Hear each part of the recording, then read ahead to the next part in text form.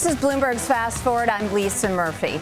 Well, we continue our coverage of the crisis in Egypt with Edward Djerejian. He's former U.S. ambassador to Syria and Israel, and he joins us now from the Baker Institute at Rice University in Houston. Welcome back, Mr. Ambassador. You joined us on Friday. We appreciate you joining us again today.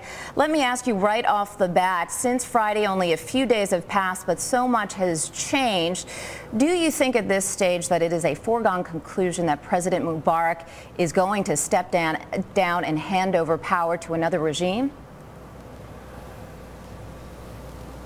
Well, Lisa, we won't know that until Mubarak himself makes an announcement or we see evidence that he has stepped aside either voluntarily or has been asked to step aside by the military. I think that the most likely scenario, in my view, given the events of the past few days, is that the military is clearly in charge of whatever political transition is going to take place in Egypt.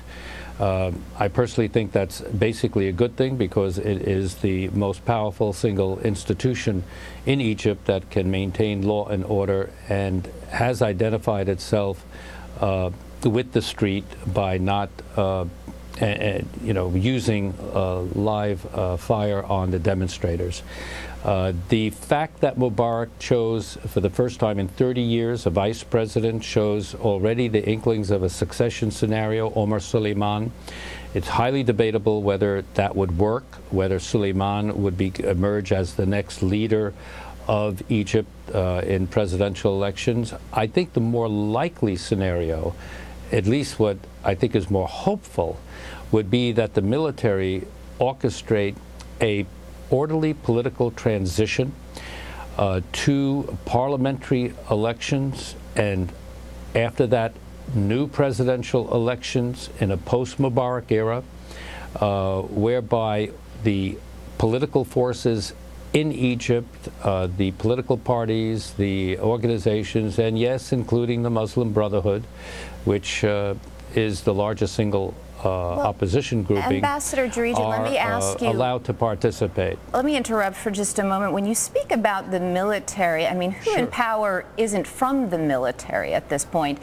So, you know, presumably Omar Suleiman, whether we're talking about President Mubarak, both figures very closely affiliated with the military. So who amongst those in the military is going to oversee this sort of orderly transfer of power, and what will be their motivation to do so?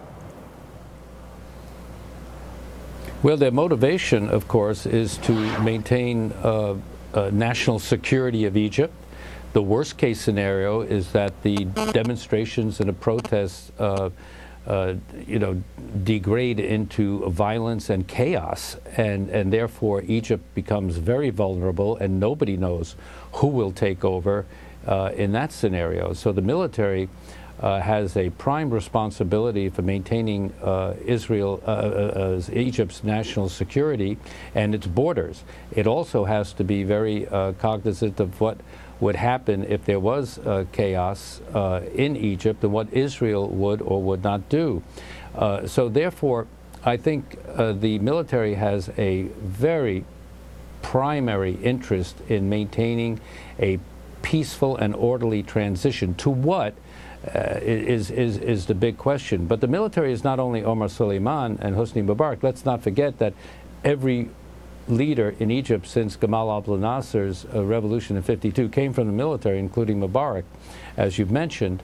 But the military, the chiefs of staff, the core leadership of the military, the commanders of the various major units of the military, it is a cohesive force that comes from the people. The military isn't sort of aside from the people. The recruits are from the people. Ambassador Djerejian, let me just mention one thing. There is a breaking news banner. You've probably seen it below you, that it does look as if Mubarak will address, this is coming from Al Arabiya, looks like he will actually address the public tonight. We'll wait until we get a definitive word on that, but I did just want to interrupt for just a moment because that should be interesting. But I wanted to ask you on the point of who's likely to take control. I mean, we've talked talked over the last several days, just generally speaking in the media, about the fact that protesters there don't seem to be accepting any concessionary motions made by President Mubarak at the moment, meaning that despite the fact that they may have a great deal of respect for some of the new appointments that he's made, they don't necessarily seem satisfied with anything the president is doing at the moment. A little bit of too little, too late. So let's turn to the Muslim Brotherhood. You mentioned them, and Mohammed El-Baradei, Nobel laureate, very outspoken critic, and seems to be the one, at least with the most political momentum, at least public political momentum, in opposition of President Mubarak. Who is he, and what would it mean should he actually be part of the new government or lead a new government or new regime? Should we see Mubarak step down? Well, what is the key characteristic of what's happening in Egypt, that this is a people's revolt, it's a people's uprising. It's not an Islamic uprising. It's not the Muslim Brotherhood that deliberately spurred this. So it's a socio-economic political uprising on behalf of the Egyptian people. It is leaderless. It has various groups and organizations, especially those that are using the social media and the internet. And Mohammed Baradei comes onto the scene as a technocrat who, at least for the moment, is a voice of the demonstrators. Ambassador, is it unreasonable, do you think, the fear that we could see a more radicalized regime take power, even if that is not the impetus for a change in regime? I mean, certainly there are other precedents that have been sent where you've seen a middle class actually begin a change in the regime, but a much more radicalized government taking control following that uprising. Iran being probably the primary example. We've seen that. Well, you could even go back to the Bolshevik revolution when the Mensheviks took over, and then the Bolsheviks took over with real power behind the throne.